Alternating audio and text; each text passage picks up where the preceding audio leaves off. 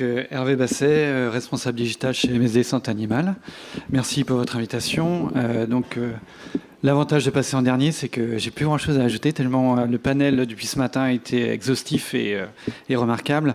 L'inconvénient, c'est que je n'ai plus beaucoup de temps. Donc je vais essayer de faire vite pour laisser des questions à la fin. Alors du coup, je vais vous faire grâce des slides institutionnels de MSD, parce que je ne suis pas là pour vendre MSD.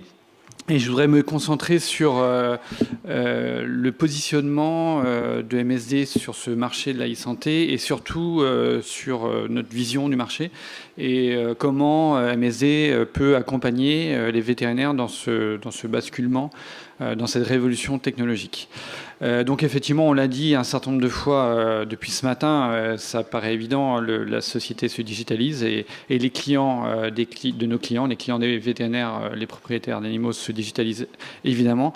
Il faut bien avouer que les vétérinaires sont rarement proactifs, ils sont plutôt un peu poussés vers cette digitalisation et c'est pour ça que je vais insister plusieurs fois sur l'accompagnement nécessaire pour les vétérinaires. Et afin effectivement de relever ces défis qui sont constitués dans la e-santé. Et on va essayer de trouver des points positifs, des points encourageants dans ces basculements. Alors le premier point que je voulais voir avec vous, c'est partager quelques faits. En particulier comment les vétérinaires, et c'est relativement récent je dirais, sont en train de s'approprier les technologies connectées, on va dire, web. Et puis ensuite, nous pourrons voir comment MSD propose des solutions pour accompagner les vétérinaires dans le développement de leur activité. Alors, donc je voudrais être positif et indiquer quand même que les vétérinaires, effectivement, comme on l'a dit, n'étaient pas les premiers adoptants en termes de technologie. Ceci dit, on voit bien sur le terrain, en particulier depuis l'année dernière, je trouve, depuis 2016, un vrai basculement et une vraie appropriation des outils digitaux. Donc effectivement, on n'est pas exactement là dans la télémédecine, on est plus dans la communication digitale. Mais effectivement, alors selon les sources, hein, vous trouverez différentes sources. Je ne suis pas sûr que ça s'affiche très très bien, ce que j'ai indiqué, mais vous pouvez constater que maintenant, un peu plus de la moitié des cliniques vétérinaires, donc je crois que c'est 7000 établissements, donc on va dire il y a à peu près 3000 cliniques qui ont des sites web, donc qui sont plus ou moins de bonne qualité, mais en tout cas, ils ont l'avantage d'exister. Et ces services, si je mentionne ces sites web, c'est parce que c'est probablement une première marche aussi en termes de communication vers les propriétaires. Et lorsqu'on va parler de télémédecine et de services aux propriétaires, aux clients, effectivement, le site web reste quand même un élément fondamental. Donc, c'est à noter que quand même, il y a un vrai engagement et du coup, voilà, une présence assez forte des cliniques vétérinaires. Et le deuxième point que je voulais partager avec vous, et ça, c'est assez remarquable aussi, c'est que donc du coup moi je suis chez MSD sur cette position-là depuis 4 ans et donc il y a 4 ans parler de Facebook à des vétérinaires, inutile de vous dire que ça criait beaucoup. Aujourd'hui donc il y a pour différentes raisons, en particulier suite à tout un travail de fond que nous avons fait chez MSD, mais aussi avec des gens spécialisés comme Grégory Santaner, beaucoup d'ateliers dans les congrès, beaucoup d'ateliers aussi dans les cliniques. Il y a une vraie présence vraiment non négligeable. Alors selon les sources, vous allez trouver différents chiffres, entre 20 et 30% des cliniques vétérinaires, qui ont une page Facebook, non pas un compte, hein. Je ne parle pas des comptes individuels, je parle bien des pages de cliniques. Alors nous, on a fait un petit comptage interne, voilà, je ne sais pas si vous voyez bien, mais en tout cas, c'est voilà, autour des 25%, donc c'est quand même assez conséquent, même plus que conséquent, et ça présage d'une maturité des vétérinaires par rapport aux technologies web, et donc à cet environnement digital. Donc voilà, je voulais partager ça avec vous, je trouvais ça intéressant. Du côté propriétaire, donc les propriétaires d'animaux, en particulier animaux de compagnie, mais pas que. Hein, je crois que Clément a fait un très beau bilan là, de la ferme connectée, la ferme du futur, l'élevage de précision. Donc je ne vais pas revenir dessus, mais en tout cas, c'est évident, on peut le redire, que les propriétaires attendent les vétérinaires. Ils sont vraiment en demande de services. Donc on va s'approcher des éléments qui correspondent à la télémédecine. Donc c'est des choses que vous avez déjà vues à droite et à gauche. Hein. Le 74% utilisent Internet pour rechercher l'information. Et beaucoup, évidemment, presque 60% consultent avant d'aller.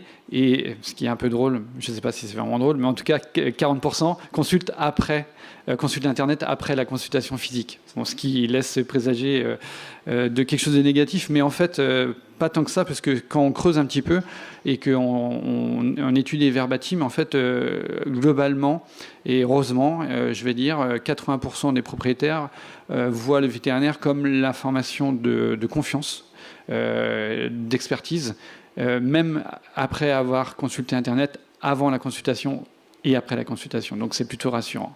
Donc il ne faut pas être sceptique par rapport à la consultation des sites. On va voir quel est notre positionnement chez MSD par rapport à ça, mais en tout cas c'est un phénomène sociétal. Hein. Vous ne pourrez pas empêcher les propriétaires d'animaux de consulter Doctissimo avant de venir, ni après. L'idée c'est de savoir comment les vétérinaires se positionnent par rapport à ça et comment on peut aider à délivrer de l'information de qualité. Un point aussi concernant la recherche sur Google, donc ça c'est quelque chose que vous n'avez certainement jamais vu parce que c'est pas vraiment public, mais on dispose d'outils dans Google pour faire l'analyse des recherches. Voilà, c'est ce qu'on appelle le web marketing, et donc de façon assez étonnante, en fait, on se rend compte qu'il y a énormément de recherches sur le mot vétérinaire par les internautes français. Donc c'est presque autant que dentiste et un peu plus que généraliste, ce qui est assez étonnant. Donc c'est encourageant, ça veut dire qu'effectivement il y a une vraie demande des propriétaires de trouver des vétérinaires en ligne. Pour quelles raisons, je ne sais pas. Voilà. Est-ce que c'est pour la prise de rendez-vous ? Probablement, on peut discuter des différents modèles. Est-ce que c'est pour rechercher l'information ? Je ne sais pas, mais en tout cas, il y a un vrai besoin là qui est dans les faits. C'est très très important. Donc vous voyez, 90 000, ça fait presque 1 million par an, donc c'est comme non négligeable. Et donc ça veut dire que là, effectivement, on ne peut plus ne plus se poser la question en tant que vétérinaire, dois-je être en ligne ? Selon différentes formes, hein, site web, page Facebook, autres, on peut en discuter. En tout cas, je crois que là, du coup, il s'agit vraiment d'une question, pas de survie, mais une vraie question opérationnelle. Nous faisons assez régulièrement des panels de propriétaires d'animaux, et donc autour de la digitalisation. Et donc, effectivement, lorsqu'on leur demande ce qu'ils attendent de leur vétérinaire, de la clinique, le premier point, ça rejoint un petit peu ce que je disais auparavant, donc c'est quelque part un peu rassurant, c'est le premier besoin, assez bizarrement, je dirais, c'est de trouver de l'information de qualité. Donc voilà, ils vont consulter Doctissimo, Wamiz et autres. J'espère qu'il n'y a personne de Wamiz dans la salle. Voilà. Mais en tout cas, ils ne sont pas satisfaits de ces recherches-là. Et dans tous les cas, ils vont demander à leur vétérinaire de confirmer ce qu'ils ont lu. Donc il y a un vrai besoin là d'informations, on va dire, vétérinaires de qualité pour répondre à cette attente. Évidemment, le deuxième besoin, c'est les alertes. Bon, ça, je pense que c'est bien pris en charge sur les différentes plateformes. Donc, plusieurs laboratoires, dont nous, qui proposons des alertes, rappels de vaccination, antiparasitaires et autres. Et le troisième besoin, évidemment, et qui est très, très récent, la prise de rendez-vous. Donc ça, c'est quelque chose qui est vraiment émergent. Vous allez avoir beaucoup de choses qui vont sortir avant la fin de l'année 2017, vous, vétérinaires. C'est vrai que c'est une transposition de ce qu'on connaît en santé humaine depuis quelques années. Hein. Tout le monde a entendu parler de Doctolib et de chez Mon Docteur. Donc je crois que c'est un Français sur 5 qui prend ses rendez-vous en ligne actuellement. Et donc la problématique n'est pas exactement la même chez les vétérinaires, avec beaucoup plus de contraintes aussi, parce que prendre un rendez-vous chez un vétérinaire, c'est pas la même chose que de prendre un rendez-vous chez un généraliste. Il y a beaucoup plus de contraintes. Ceci dit, il existe, vous en avez vu quelques noms apparaître, il existe des outils qui vont sortir, dont certains qui ont vraiment été développés avec des vétérinaires, avec des contraintes de cliniques vétérinaires, etc. Et donc, je pense qu'il y a des choses très, très sympas qui vont arriver avant la fin de l'année. Alors, ma slide est un petit peu changée. Carnet de santé, alors effectivement, ça c'est une discussion assez ancienne. Certains d'entre vous, vous avez des logiciels qui proposent des modules, c'est pas toujours très mature. Bon, il y a beaucoup de choses à travailler là-dessus. Il y a des gens de logiciels dans la salle qui vont nous donner des solutions assez rapidement, j'en suis sûr. Et le 5e point, c'était les objets connectés. Il n'apparaît pas sur cette version-là, mais en tout cas, les objets connectés ne sont pas une priorité pour les propriétaires. Assez étonnamment. Donc, on peut discuter de la maturité du marché. Donc, effectivement, la e-santé, alors je ne veux pas revenir dans le détail, parce que ça a été évoqué un certain nombre de fois, donc voilà, il y a beaucoup de choses qui existent. Notre point de vue en tant que laboratoire chez MSD, c'est de faire une distinction entre les services qui sont vraiment les services, c'est-à-dire les prises de rendez-vous, par exemple en ligne, ou les sites web, qui sont la première marche vers la télémédecine, parce que quand vous aurez, vous, vétérinaire, accepté que vous pouvez avoir un relationnel avec un propriétaire de façon distancielle, partielle, hein, évidemment, pas totale, ça sera une première démarche pour la télémédecine, probablement. Et puis, il y a les services, et puis il y a aussi les objets. Ce que je voulais dire, sans rajouter, parce que Claude Écochard a fait un brillant panel de tout ce qui existait sur le marché.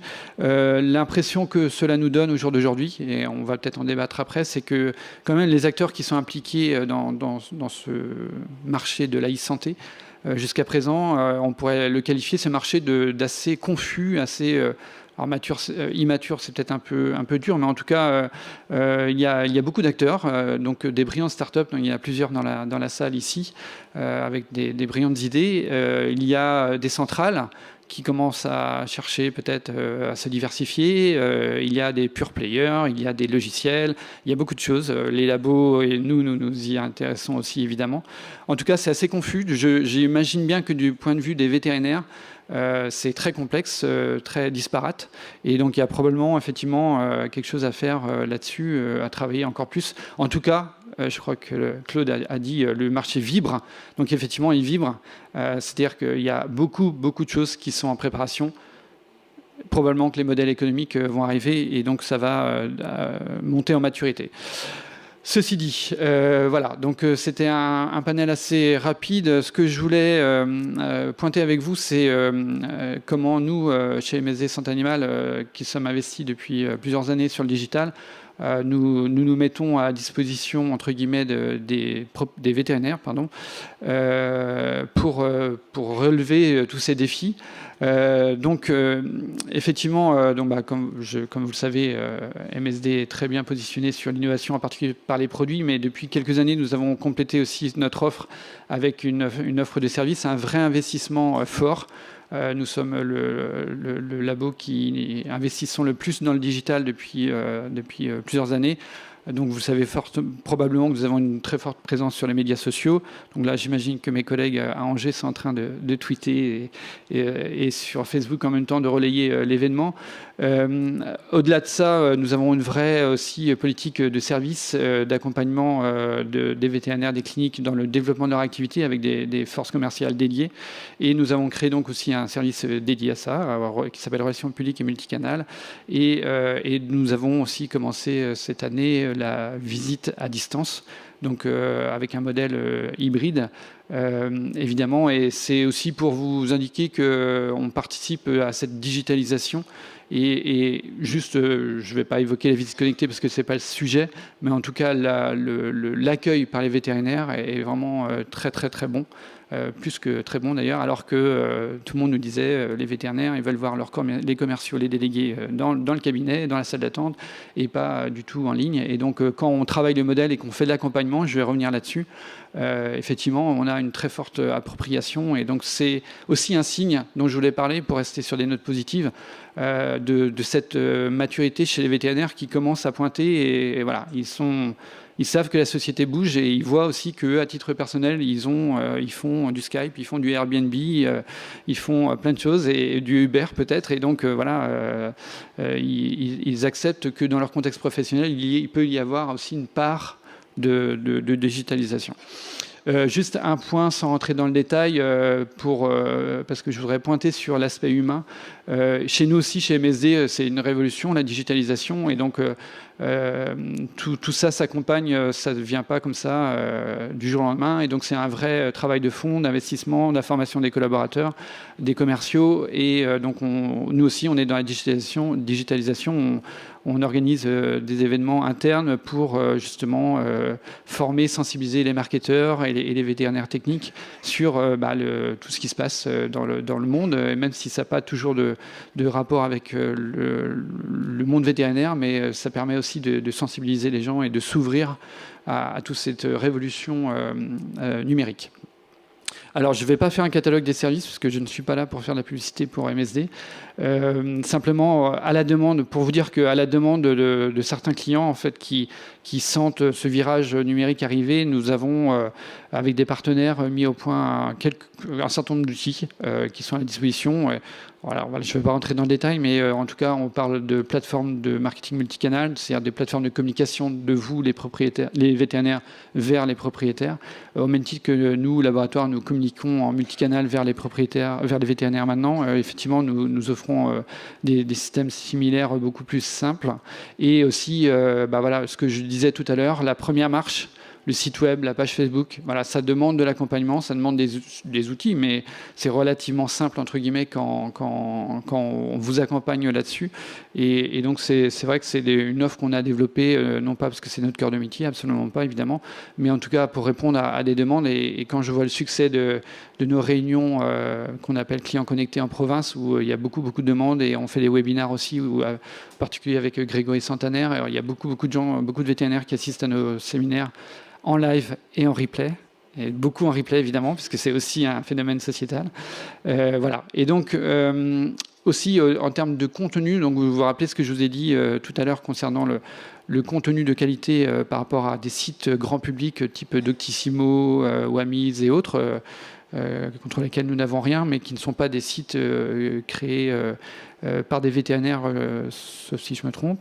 En tout cas, donc il y a on a à la demande aussi de nos clients, on a mis en place des nouveaux sites qui mettent en avant deux aspects. Le côté partage, donc ça c'est une vraie demande des vétérinaires. Donc un des interlocuteurs l'a dit en amont.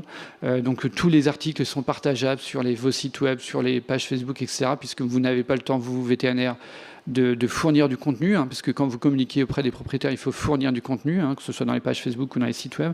Donc nous créons le contenu et nous le laissons à votre disposition. Et ce sont des contenus écrits par des vétérinaires et qui sont tout à fait aussi discutables. C'est-à-dire qu'il y a des vétérinaires qui nous appellent en disant je ne suis pas trop d'accord sur votre positionnement, sur tel article, etc. Et donc, comme ce sont nos vétérinaires techniques qui les écrivent, en fait, on peut directement les modifier, les adapter. Et voilà, donc ils sont des contenus complètement partageables et à la disposition.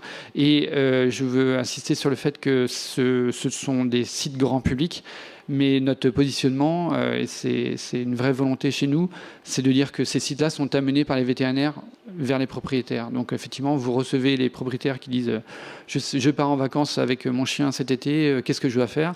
Vous n'avez pas le temps de lui expliquer, vous dites allez voir lasantédemonchien.fr, il y a justement un dossier qui a été mis en place sur ce sujet-là. C'est un site de confiance qui est écrit par des vétérinaires, ça sera bien mieux que d'autres sites grand public. Je l'ai évoqué rapidement, mais si vous avez l'occasion de participer à nos réunions clients connectés, qui sont des réunions physiques, en présentiel évidemment, on ne substitue pas le virtuel au présentiel, et donc nous faisons intervenir des consultants, des experts sur ces sujets de digitalisation, et systématiquement nous proposons des ateliers, puisque assister aux conférences comme aujourd'hui c'est bien, mais il faut aussi aller le lendemain retourner dans la clinique et passer au concret. Et donc on fait beaucoup d'ateliers, on accompagne, et on vient même dans les cliniques faire des ateliers, créer votre page Facebook par exemple entre midi et 2 sur votre pause déjeuner par exemple. Et enfin, voilà, pour compléter l'aspect formation, donc un peu plus là, en digital, donc je vous rappelle, il y a tout un panel de webinars que nous avons fait, mais qui sont disponibles en replay sur toutes ces problématiques. Et nous utilisons des vétérinaires praticiens justement pour pas trop s'éloigner de la réalité de votre réalité. Et vous connaissez aussi certainement le blog Campus du Management Vétérinaire qui relate assez fréquemment aussi toutes ces problématiques digitales. Alors, je ne sais pas si je suis dans les temps, mais donc effectivement, je voulais juste dire 2 mots en termes de conclusion. La e-santé animale, pour moi, il y a vraiment 2 défis, je dirais, que les vétérinaires doivent relever. Donc le premier défi, c'est vraiment la connexion, la communication avec les propriétaires. Donc comme j'ai dit plusieurs fois, les propriétaires vous attendent et donc vous devez être présent en ligne. Voilà. D'une manière ou d'une autre, il y a beaucoup de possibilités, mais en tout cas, vous devez être présent en ligne pour rester connecté avec ces clients-là. Et le deuxième aspect, et ça on insiste beaucoup chez MSD, et ça me renvoie à tous les discussions et les présentations précédentes sur les objets connectés, le manque de fiabilité, etc. Le manque de médicalisation, on va dire. Et en tout cas, voilà, pour nous, c'est évident que tous ces dispositifs de e-santé ne sont pas viables sur le long terme tant que le vétérinaire n'est pas maintenu et ne s'investit pas lui-même au cœur du dispositif digital. Donc après, on peut discuter des modalités de comment le faire, mais en tout cas, déjà vous êtes là, donc c'est-à-dire que vous êtes déjà un peu sensible à ces problématiques. Mais en tout cas, c'est important. Des objets connectés pour les animaux qui seraient développés sans les vétérinaires, ça me paraît un peu difficile quand même. Voilà, je vous remercie de votre attention. Juste voilà, pour rappeler que MSD Santé Animale est là pour accompagner ses clients dans le développement des clients en termes de formation. Je crois beaucoup à la formation et l'accompagnement humain, et dans le développement des activités. Et un dernier mot, parce qu'il faut un dernier mot. Évidemment, on parle de digital et on est tous bien conscients, et je crois que ça a été dit, et je le redis si ce n'était pas clair, mais évidemment, le digital pour nous et pour tout le monde dans cette salle, c'est 20% de techno et 80% d'humain. Et on insiste beaucoup sur l'humain, et ne l'oublions pas, dans tous les cas. Je vous remercie pour votre attention.